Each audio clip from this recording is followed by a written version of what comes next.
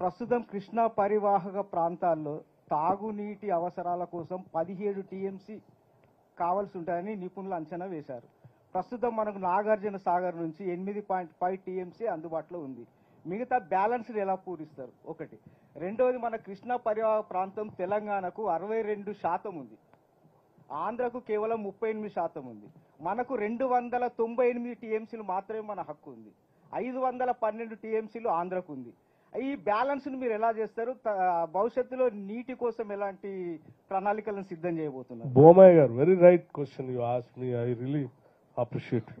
మన రాష్ట్రం తెచ్చుకుందే నీళ్ల వాటా కోసం. 10 ఏళ్ళు రాష్ట్రం ఏర్పడిన తర్వాత ఎవడైనా ముందు ఈ నదిలో నా వాటా ఏంటో తేల్చుందని అడుగుతారు. కృష్ణా నదిలో వాటాను అడిగారు అసలు? 10 years ఎందుకు మీరు వాటా గురించి తేల్చలేదు? పోయామని అడిగారంటే అది అడగలేదు.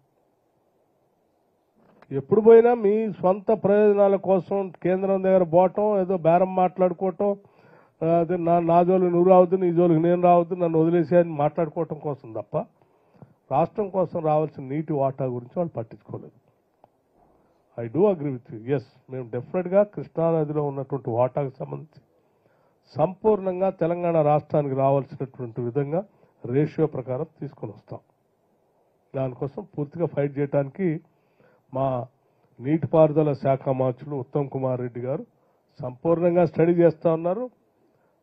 వారు టైం టు టైం లేఖలు రాస్తూ దానికోసం ఫైట్ చేయడానికి కూడా సిద్ధంగా ఉన్నారు. ఇక డ్రింకింగ్ వాటర్ సంబంధించి సాగర్లో కొంత, శ్రీశైలంలో కొంత.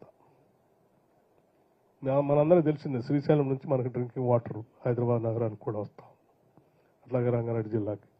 సో సాగర్లోది, శ్రీశైలంలో ఉన్నటువంటి వాటర్ సంబంధించి ఉన్న వనరుల్ని ప్రాపర్గా మేనేజ్ చేసుకుంటూ వాటర్ మేనేజ్మెంట్తో డ్రింకింగ్ వాటర్ ప్రాబ్లం రాకుండా ఋతుపవనాలు వచ్చేంతవరకు అందించడానికి ప్రాపర్గా ప్లాన్ చేసి ముందుకెళ్తా ఉన్నాం. సార్, నా పేరు మైనుద్దీన్, ఆంధ్రజ్యోతి రిపోర్టర్ సార్. ఇక్కడ యామోద్దీన్ భయ్య. సార్, డిస్కంలు గత 10 ఏళ్ల కాలంలో 56,000 కోట్ల నష్టాల్లో ఉన్నాయి.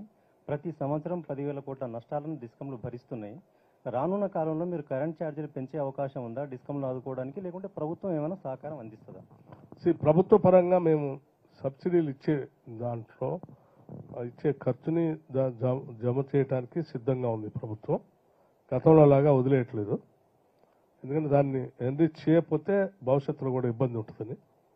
అట్లాగే సరే, రేట్లు పెంచేటువంటి అంశాన్ని సాధ్యమైనంత వరకు ప్రజలపైన పన్నులు వేయకుండా, రేటు పెంచకుండా ముందుకు తీసుకొని పోవాలనేదే మా ముందున్నటువంటి ఆలోచన.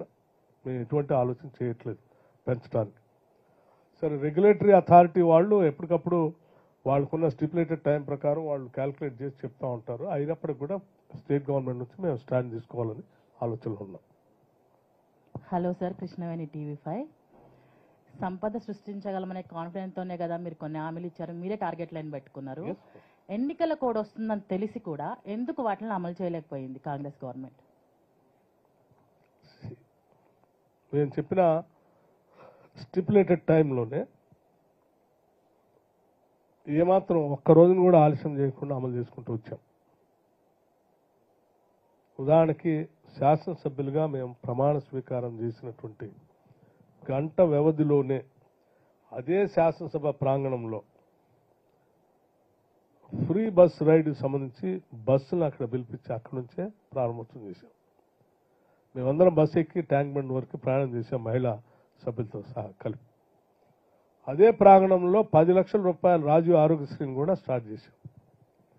15 రోజులు గ్యాప్ ఇచ్చుకుంటూ ఒక్కొక్క స్కీమ్ చేసుకుంటూ వచ్చాం. ఎక్కడా అశ్రద్ధ చేయలేదు, చాలా స్పీడ్గా కూడా చేసుకుంటూ వచ్చాం. సరే, ఈ లోపల ఎన్నికల కోడ్ వచ్చింది. ఎన్నికల కోడ్ అన్అవాయిడబుల్ అయిపోయింది. తప్పనిసరిగా అది అయిపోయిన తర్వాత మళ్ళీ మిగతా మేము చేసుకుంటూ ముందుకు పోతూ ఉంటాం. ఉదాహరణకి ఈ జీరో బిల్ 200 యూనిట్స్ లోపల అనేది మీ అందరికి గుర్తు ఉంటుంది.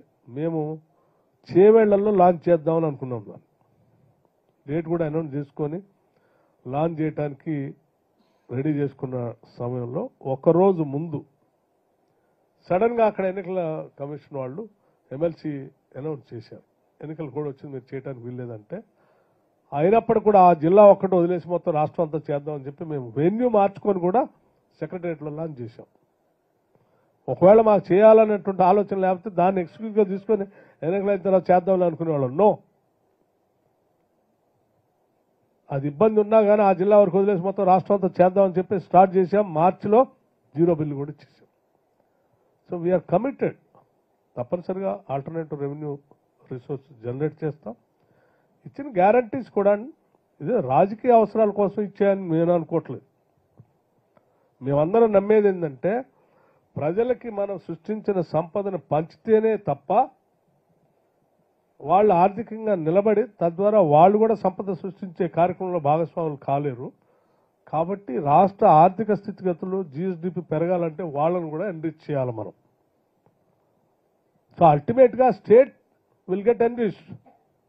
ఏదో ఇండివిజువల్కి ఎవరికో దయాదాక్షిణాలతో చేస్తున్నారని మేము అనుకోవట్లేదు. సో డెఫినెట్గా we are committed to that, will do that. నా పేరు యూసుఫ్ బాబు, ప్రజాపూర్ దినపత్రిక. సార్, మీ జాతీయ అధినేత రాహుల్ గాంధీ గారు వరంగల్లో మొట్టమొదటి డిక్లరేషన్ సభ అనుకోండి, ఆ సభలో ఒక మాట చెప్పారు. ప్రస్తుతం ఉన్న పాలకులు తెలంగాణ రాష్ట్రాన్ని దోచుకున్నారు, ఆ డబ్బులన్నీ వెనక్కి తీసుకొచ్చి ప్రజల జేబుల్లోకి వచ్చేలాగా చేస్తానని చెప్పేసి ఒక వాగ్దానం చేశారు. ఒకటి. రెండవది, మీరు రాష్ట్ర వ్యాప్తంగా మీ ఆదిలాబాద్ నుంచి మీ మధుర నియోజకవర్గం పాదయాత్ర చేశారు, అనేక హామీలు ఇచ్చారు, అనేక సమస్యలు మీ దృష్టికి వచ్చినాయని చెప్పేసి మీరు గాంధీ భవన్లో సమావేశం పెట్టి చెప్పారు.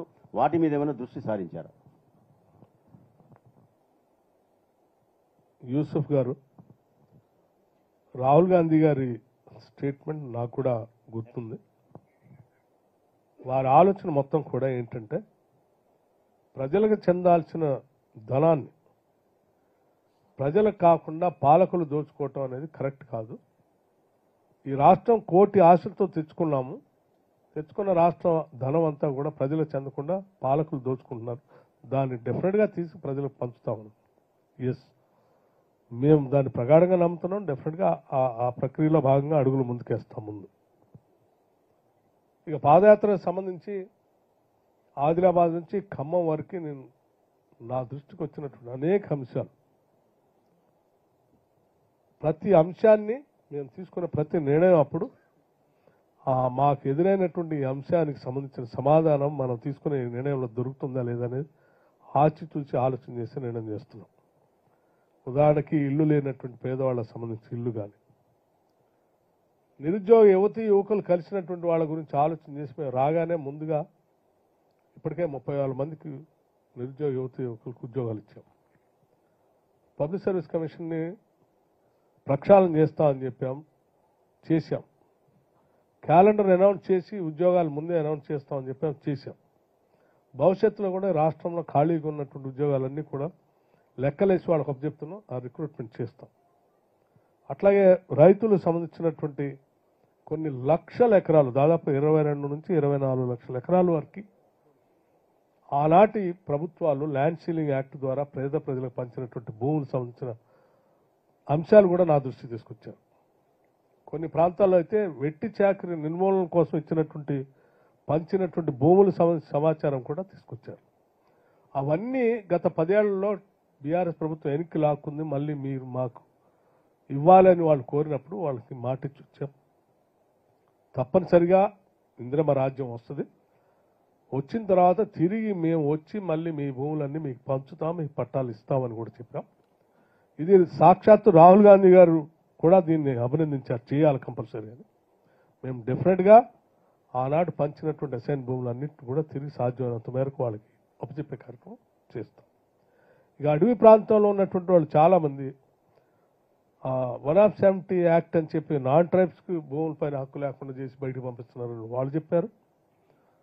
ఈ భూమిలో అడవికి సంబంధించింది ఫారెస్ట్ మీకు సంబంధం లేదని మా గిరిజనులు బయటికి పంపిస్తున్నారు, మమ్మల్ని కూడా కాపాడాలని వాళ్ళు కూడా చెప్పారు. ఆ అంశాలన్నీ గ్రామాల వారీగా రాసి పెట్టుకున్నాను.